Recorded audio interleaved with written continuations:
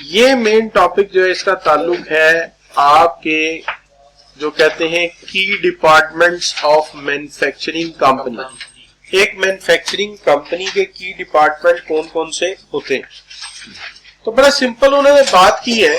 सबसे पहले तो मैन्युफैक्चरिंग कंपनी को एक नजर देखने के लिए मैंने पीछे कार मैन्युफैक्चरिंग कंपनी का थोड़ा सा रिफ्लेक्शन दे दिया है। बैकग्राउंड में मैंने उसकी पिक्चर रखी है ताकि अंदाजा हो जाए कि ये कंपनी मैन्युफैक्चरिंग है जो कार बना रही है। तो कार जो बना रहे हैं हम इसको प्रोडक्शन कह सकते हैं, बिल्कुल कह सकते हैं, ये प्रोडक्शन हो रही है।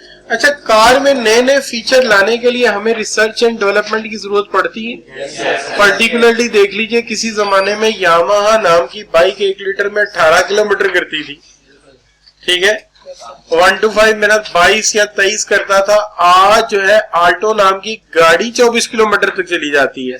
तो ये R&D से हुआ। हाइब्रिड गाड़ियां बैटरी और फ्यूल इंजेक्शन का कॉम्बिनेशन यूज कर रही हैं, तो ये सब R&D से हुआ कि नहीं हुआ? कि जी ये जो आपके सारे इश्यूज को हम देख रहे हैं यहाँ पे, 1 मिनट जरा इसको हटा दें। अच्छा, तो बात हम ये कर रहे थे बच्चों कि जो सारे इश्यूज की हम बात कर रहे हैं, इसके अंदर क्या ये मेटल, ये पुर्जे, ये इसके व्हील वगैरह खरीदने की जरूरत है कि नहीं है? परचेज भी चाहिए। जब ये गाड़ी बन जाएगी तो क्या मार्केट में इसका कोई एडवर्टीजमेंट वगैरह की जरूरत नहीं पड़ेगी आपको?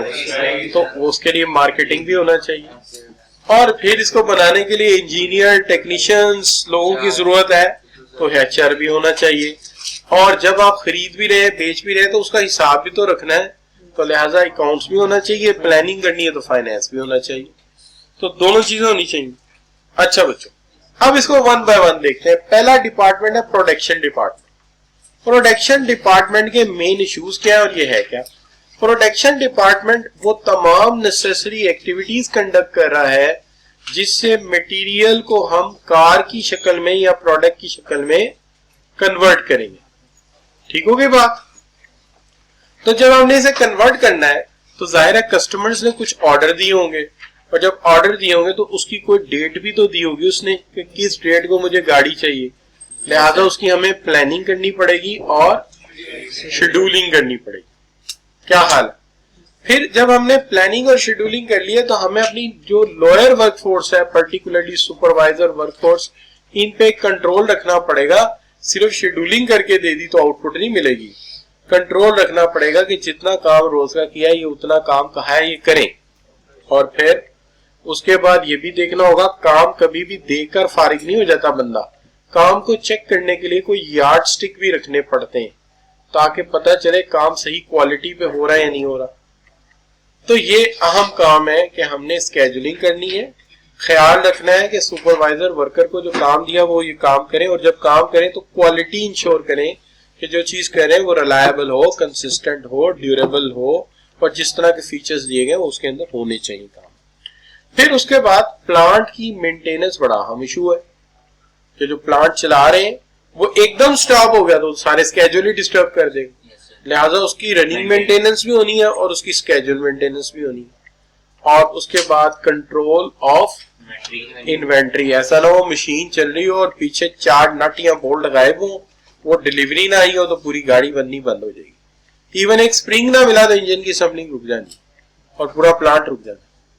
और दूसरी तरफ डिसाइडिंग बेस्ट प्रोडक्शन मेथड, एक बेस्ट प्रोडक्शन मेथड लेना है, और वो जो आपका प्रोडक्शन प्लांट है उसका लेआउट बनाना है। आपको याद है हमने 2 लेआउट डिस्कस किए थे, एक हॉरिजॉन्टल होता है और एक जो होता है वो यू शेप टाइप होता है कि इधर से आप एक्टिविटीज को इस तरह प्लान कर देते। ये दोनों लेआउट आपके साथ डिस्कस हुए थे। अच्छा, अब बच्चों इसके साथ हम बात कर लेते हैं कि जनाब choose the collaboration usually necessary between production and various department. Production department एक ऐसा डिपार्टमेंट है जो अकेला काम कोई भी नहीं कर सकता, इसके सारे काम दूसरों के साथ इंटरलिंक्ड होते हैं। मिसाल के तौर पे R&D ने अगर कोई नया फीचर इंट्रोड्यूस कराया तो R&D खुद तो कुछ मैन्युफैक्चरिंग नहीं कर सकता, वो इन्हीं की डाइयों में, टेम्पलेट्स में, इन्हीं के कामों में क्या करेगा, डिजाइन को चेंज करवाएगा या करेगा। इसी तरह प्रोडक्शन जो हो रही है उसको जो कस्टमर कहता है उसकी राय को उसमें शामिल करने के लिए मार्केटिंग वालों को मिलाना पड़ेगा साथ। ताकि वो फंक्शनैलिटी, वो अपीयरेंस यानी पेंट वगैरह जो वो चाहता है, वो क्वालिटी, वो ड्यूरेबिलिटी, ये सब वर्ड ऑफ माउथ से सुन के आते हैं। कौन? मार्केटिंग और सेल्स के लोग। उनको साथ में लाना पड़ेगा, उनकी की गई रिसर्च से फायदा उठाना पड़ेगा। और फिर फाइनेंस वालों का कंसर्न होगा कि परचेज ऑफ न्यू इक्विपमेंट कब करनी है, मेंटेनेंस सही हो रही है, उसके लिए जो फाइनेंशियल रिक्वायरमेंट है वो पूरी हो। और चूंकि ये सारे काम इंसानों ने करने हैं तो उनकी अवेलेबिलिटी ह्यूमन रिसोर्सेज की और उनकी अवेलेबिलिटी डिजायर के साथ के वो काम करें, यानी वो मोटिवेटेड भी हो और वो उन कामों को सर अंजाम दें जो उनके जॉब डिजाइन में बाकायदा तौर पे लिखे गए हैं, ताकि उसके मुताबिक प्रोडक्शन मुमकिन हो सके। क्लियर बच्चों? तो ये क्या हो गया जी, ये लिंक हो गया बाकी सारे फंक्शंस के साथ। तो याद रखिए, एक तो प्रोडक्शन सारे डिपार्टमेंट्स के साथ बहुत ज्यादा लिंक्ड होता है, दूसरा फाइनेंस हर एक के साथ लिंक्ड होता है, क्योंकि हर डिपार्टमेंट का फाइनेंस से बजट चाहिए होता है, रिसोर्सेज चाहिए होता है। अच्छा बच्चों, आगे क्या आ गया? Research and development. Research and development का काम यह है कि जो प्रोसेस चल रहा है उस पर रिसर्च करे और देखे कि इस प्रोसेस में सारे ही स्टेप्स जरूरी हैं, कोई ऐसा स्टेप तो नहीं जिसकी कॉस्ट तो आ रही है लेकिन वो वैल्यू जनरेट नहीं कर रहा। अगर ऐसा कोई स्टेप है तो उसे एलिमिनेट करें, उसके कोई टास्क, सब टास्क है वो दूसरे स्टेप में ऐड कर दें ताकि कॉस्ट रिड्यूस हो जाए। तो एक तरफ तो ये सर्च कर रहा है कॉस्ट की मिनिमाइजेशन, दूसरी तरफ ये काम कर रहा होगा क्वालिटी के इंप्रूव करने पे कि प्रोडक्ट इंप्रूव हो। उसके इंप्रूवमेंट के अंदर कुछ नए फीचर्स भी आ सकते हैं और कुछ पुराने फीचर्स के डिजाइन चेंज हो सकते हैं। तो लिहाजा R&D इन तमाम एक्टिविटीज पर तवज्जो दे रहा होगा जिसकी मदद से हम ज्यादा एफिशिएंट वे में काम करेंगे और कस्टमर सेटिस्फेक्शन को बढ़ा सकेंगे और उसका तरीका हमारा इकोनॉमिकल होगा, यानी सबसे सस्ता और इकोनॉमिकल हो। जैसे कि किसी जमाने में गाड़ी में पेट्रोल पंप जो होता था, छोटा सा पंप होता था मेटल का, वो खराब ज्यादा होता था। उन्होंने प्लास्टिक का बनाया, एक तो वो लो कास्ट है, दूसरा वो खराब नहीं जल्दी होता, चूंकि वो पेट्रोल के अंदर डिप हुआ होता है तो उसको जंग वगैरह भी नहीं लगेगा, प्लास्टिक है। अगर आप पेट्रोल कम भी डलवाएंगे, कभी उसको हवा के फ्यूज भी लग गए तब भी उसको कोई फर्क नहीं पड़ेगा, जबकि मेटल का था तो खराब होता था। इसी तरह गाड़ी के मडगार्ड मेटल के थे तो गलते थे, जब से प्लास्टिक की शीट लगनी शुरू हुई है टायर के ऊपर वाली सतह पे, ये इनसाइड होती है वैसे मडगार्ड उसकी, तो बॉडी तक जंग पहुंचता ही नहीं, क्योंकि प्लास्टिक की शीट आगे पानी को आगे उसके मसाम आगे फैलते नहीं, तो वो कर तो फायदा भी हो जाता है, ये भी कह लीजिए। तो ये तरीका कार है नई चीज को बर्बाद करना, ठीक है ना। हमारे पुराने घरों में देखेंगे तो नलका जो है मेटल का लगा हुआ है, पाइप अंडरग्राउंड, वो 25 साल बाद गल जाता था, घर भी खराब करता था। और अब प्लास्टिक का आ गया, उसकी वारंटी 50 साल से ऊपर की है, इकोनॉमिकल भी है। अच्छा बच्चों, आगे आ गया परचेजिंग। परचेजिंग जो है डिपार्टमेंट रिस्पॉन्सिबल है for purchase and source all material, के सारे रॉ मटेरियल होने चाहिए और इनका सोर्स हमें ढूंढ के रखना है कि ये चीज कहां से मिलेगी। क्योंकि आम जिंदगी में तो कोई बड़ी बात नहीं कि ये चीज फलां जगह पे मिलती है, किसी से पूछ लो, लेकिन बिजनेस के अंदर तो हर चीज डिफाइंड लिस्ट ऑफ सप्लायर होनी चाहिए, ठीक है। उसमें जो सप्लायर अच्छे नहीं उन्हें ब्लैक लिस्ट किया जाता है, जो अच्छे हैं उन्हें टॉप ऑफ द लिस्ट किया जाता है। तो लिहाजा इनका काम यह है कि सोर्स भी रखना और रॉ मटेरियल को अरेंज करके रखना, ठीक है जी। और उस मकसद के लिए इनकी प्राइमरी रिस्पॉन्सिबिलिटी है कि अक्वायर करें मोस्ट सुटेबल मटेरियल जिससे क्वालिटी इंप्रूव हो, और जब इसको हासिल करें तो इसके लिए ढूंढते रहें कि इसकी प्रीमियम प्राइस कहां से मिल सकती है, यानी ये सस्ता कहां से मिल सकता है। जैसे आजकल हमारी जो कार मैन्युफैक्चरिंग कंपनीज है वो अपनी मेटल की शीट होता है किस मुल्क से लेती हैं? यूक्रेन से। हमारी लोकल भी बनती है लेकिन वो इंपोर्ट करते थे पहले किसी और सोर्स से, जापान से भी इंपोर्ट होती रही एक जमाने में। अब कहां से इंपोर्ट करते हैं? यूक्रेन से। कहते हैं वहां से मेटल भी अच्छा है, हमारी क्वालिटी को मीट कर रहा है, सस्ता भी पड़ रहा है। तो लिहाजा इनका काम है ढूंढ के रखना कि कौन सी चीज कहां से सस्ती मिले। अब आगे आ गया बच्चों marketing and sales. Marketing and sales का काम यह है कि कस्टमर की नीड को असेस करना है वो नीड आके आगे R&D और प्रोडक्शन को रिपोर्ट करनी है, यानी ऑर्गेनाइजेशन को रिपोर्ट करनी है और बताना है कि ये वाले फीचर्स कस्टमर बहुत मांग रहा है। ठीक है जी। उन नए फीचर्स को जो है वो फिर ऐड किया जाएगा, R&D उसको काम करेगा, उसको मुमकिन बनाएगा कि वो कैसे होने चाहिए। जैसे मैं एक छोटी सी बात करता हूँ, लोगों को पहले गाड़ी की चाबी होल्ड करना बड़ा प्राइड फील होता था, they are the owner of the car, लेकिन ग्रेजुअली उन्हें ये बर्डन लगने लग गया। और इसके अंदर एक मजायका और आ गया कि गाड़ी अगर किसी के पास 5 या 10 साल तक एक ही रहती है तो चूंकि बार बार इग्निशन में एक चाबी लगती है, घिस जाती है। इग्निशन में तो चलती रहती, जिस डोर को आप ओपन करते हैं उस चाबी से वो चलती रहती है, लेकिन जिस डोर को चाबी नहीं लगाते उन दोनों में फर्क आ जाता है। वो जो लेफ्ट वाला दरवाजा है वो उस चाबी से नहीं खुलता जो उसकी ओरिजिनल चाबी। ग्रेजुअली क्या किया गया, जो नई आने वाली गाड़ियां हैं उनको चाबी लगाने की जरूरत नहीं है, आप उसको रिमोट से ओपन करेंगे और जो उसकी गाड़ी का स्टार्ट है उसके लिए भी उन्होंने बटन लगा दिया। You must have keep the key in your pocket, it's like a small size of remote control, just like that. आप उससे अनलॉक करके बैठ के गाड़ी स्टार्ट कर लेंगे, गाड़ी स्टार्ट हो जाएगी। और उसकी जो सिक्योरिटी है उसके लिए उन्होंने फिंगरप्रिंट्स दे दिए उसके उस हैंडल में जहां से ड्राइवर ने बैठना। तो आप जैसे उसके हैंडल को खोलेंगे आपके फिंगरप्रिंट से वो टैली कर लेगा ये ओनर है या नहीं है। अगर उसको कोई यूजर 2 या 3 रखने तो दोनों तीनों के जो है फिंगरप्रिंट्स उसको दे सकता। अब कन्वीनियंट इनकन्वीनियंसी तो खत्म हो गई, वरना गए कहीं चाबी भूल आया तो एक नई मुसीबत में पड़ गए। अब उसका वो इशू नहीं है।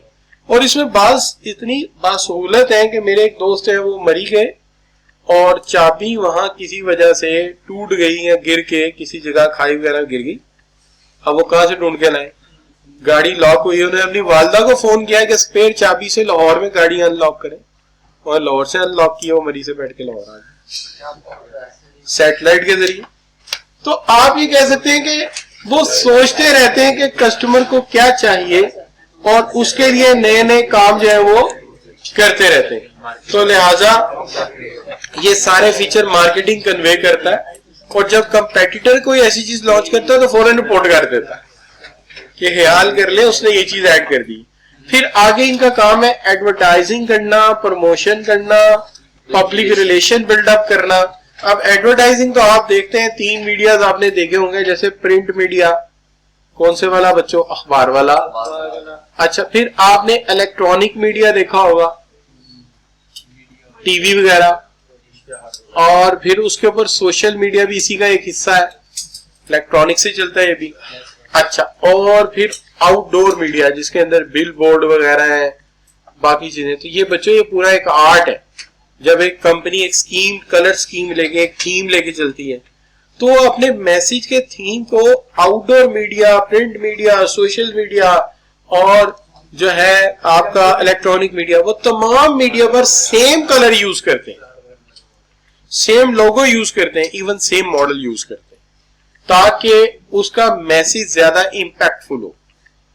कलर्स का खास ख्याल रखते हैं। तो ये पूरा एक आर्ट है, पूरी एक साइंस है, इसके अंदर अलहदा से BSc होती है। तो लिहाजा रिसर्च एंड डेवलपमेंट करना, प्राइसिंग, डिस्ट्रीब्यूशन, कस्टमर्स तक चीज लेके जाना। अच्छा, मैं बात कर रहा हूं एडवर्टाइजिंग। अब प्रमोशन क्या होती है? प्रमोशन ये होती है, प्रमोशन क्या होती है? Buy 1 get 1 free. Buy 1 get 1 free, एक खरीदो एक मुफ्त मिलेगा। अच्छा, पब्लिक रिलेशन क्या होती है? हम आपको कुछ भी नहीं कहते हमारी चीज खरीदो, हम तो एक मैच ऑर्गेनाइज कर रहे हैं, उस मैच की जो फंडिंग है या उस मैच की जो ओवरऑल पेविलियन है उसके अंदर पानी बोतलें मारी होंगी, पेप्सी की होगी या कोक की होगी, ताकि पब्लिक के साथ एक रिलेशनशिप बिल्डअप किया जा सके। और सेल्स मैनेजमेंट तो आप समझते हैं, जो चीज बन गई है उसको पर्सनल सेलिंग के जरिए जाके लोगों तक पहुंचाना। ठीक हो गया बच्चों? अच्छा, तो इसके अंदर रिसर्च एंड डेवलपमेंट के साथ मिलकर काम करते हैं। ये तो मैंने पहले बता दिया ना आपको। प्राइसिंग, प्राइस क्या रखेंगे, कितनी की प्राइस कस्टमर दे देगा। डिस्ट्रीब्यूशन आप जानते हैं ये 4 P's का हिस्सा है, किस मुकाम से ये प्रोडक्ट मिलेगा। याद है ना आपको? डायरेक्ट भी सेलिंग हो सकती है, इंटरमीडियरी के जरिए भी हो सकती है, होलसेलर से भी मिल सकता है, डिस्ट्रीब्यूटर से, रिटेलर से, मुख्तलिफ तरीके। और फिर सेल्स के साथ साथ कैसे हम मार्केट से कम्युनिकेट करेंगे। क्या ख्याल है बच्चों? गॉट इट जी? कि जब हम बात करते हैं आपके साथ in its narrowest form, sales department advise करता है मार्केटिंग डिपार्टमेंट को बेस्ड ऑन द फीडबैक। चूंकि जब हम फीडबैक की बात करते हैं, कस्टमर कांटेक्ट में कौन होता है? सेल्स वाले। तो हमारा आमतौर पे ऑर्गेनाइजेशन स्ट्रक्चर यूं होता है, देखिए ऊपर से ऑर्डर और इंस्ट्रक्शन कहां जा रहे होते हैं? नीचे की तरफ। लेकिन जब हम सेल्स वाले मामले में बात करते हैं, हम इसको यूं देखते हैं, ऑपोजिट, पिरामिड स्ट्रक्चर। क्योंकि हमारे सबसे निचले लेवल पे जो सेल्स फोर्स होती है वो कस्टमर के साथ इन कांटेक्ट होती है, लिहाजा उनकी राय यहां सबसे इंपॉर्टेंट होती है कि वो कस्टमर से क्या सुन के आए हैं, क्या समझ के आए। अब आप जानते हैं जो डिफरेंस क्रिएट करती है ना ऑर्गेनाइजेशन में, मेन चीज वो है आपके ह्यूमन रिसोर्सेस, कि आपका इंटेलेक्चुअल कैसा है, जो भांप लेता है कि प्रोडक्ट किस तरह का कस्टमर को चाहिए और फिर उसको हासिल करने के लिए अपनी पूरी जद्दोजहद करता है। लिहाजा ये की पिलर है जिसको आप ये कह सकते हैं कि success of manufacturing industry, because to ensure your business can overcome the challenges threatening the, क्या है? थ्रेटनिंग द इंडस्ट्री, कि हम उन चैलेंजेस को ओवरकम करें जो इस वक्त इंडस्ट्री के लिए चैलेंज बने हुए। जैसे मिसाल के तौर पे रीसेंट चैलेंजेस क्या है ऑटोमोबाइल इंडस्ट्री के?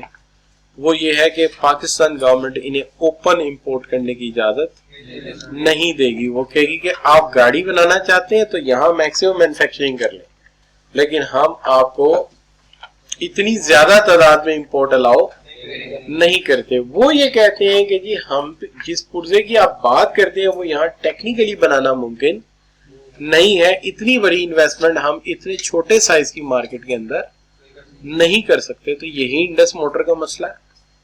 क्या हाल है? तो दिस इज व्हाट के यहाँ पे ये बड़ा होता है कि आप कौन से ऐसे तरीकाकार या स्किल्स लेबर फोर्स लेकर आए कि वो इन चैलेंजेस को ओवरकम कर ले, और ओवरकम करने के बाद क्या हो? शाबाश, manufacturing industries is concern with the payroll, administrative work, mediating.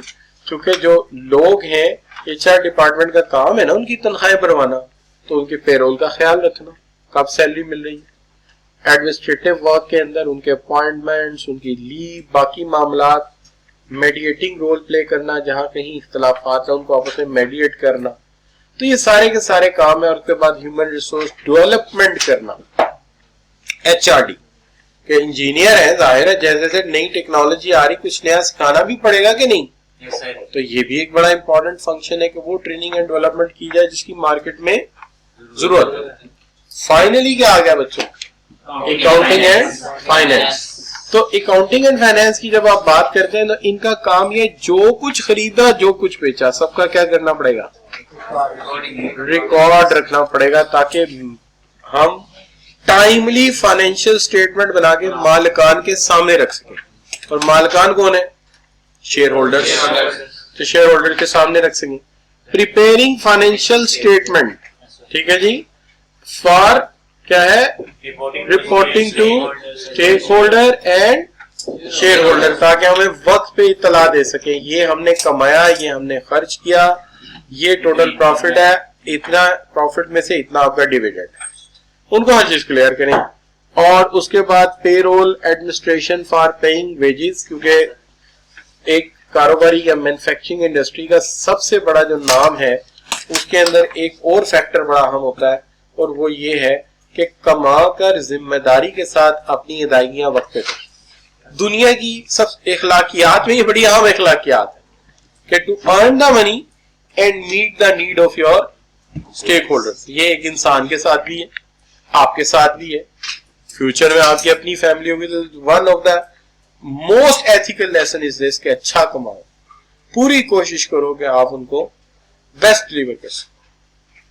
Similarly एक कारोबार की भी जिम्मेदारी है कि वो अच्छे पैसे कमाकर अपने शेयर होल्डर को भी वक्त पे पे करे, अपने वर्कर्स को भी सैलरीज टाइम पे दे, अपने सप्लायर्स को भी पेमेंट टाइम पे करे, और तमाम जो आपकी इंफॉर्मेशन है उसको इमानत के तौर पे रखे, उससे एनालिसिस करे। एनालिसिस का मतलब क्या होता है बच्चों? तज्जिया करे, और तज्जिया करके अंदाजा करे आगे क्या होने जा रहा है, उसके मुताबिक अपनी मंसूबाबंदी प्लान करे, उस प्लान को कंट्रोल करके उसके ऊपर इम्प्लीमेंटेशन करे और फैसले वक्त पर कर ले। ठीक है जी, फैसले वक्त पर। क्लियर बच्चों? Yes sir. तो एक तो बात ये हो गई, ये है वो डिपार्टमेंट जिसकी बात